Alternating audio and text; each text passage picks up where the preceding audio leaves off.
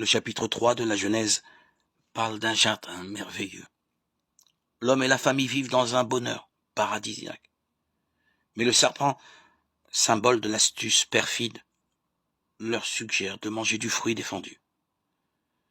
Ce fruit, dit le serpent, vous rendra semblable à Dieu, sûr de tout, invincible. En fait de connaissance parfaite, l'homme et la femme découvrent leur faiblesse, sont expulsés du paradis et vivront désormais une existence marquée par la souffrance et la mort.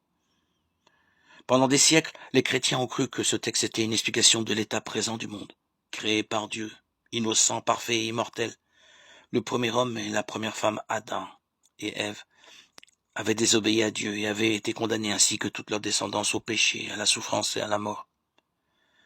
Les découvertes sur les origines de l'homme ont montré que les premiers hommes ne ressemblaient pas au couple idéal d'Adam et Ève. La découverte de textes babyloniens semblables ont emmené les lecteurs modernes à lire les textes de la Genèse autrement.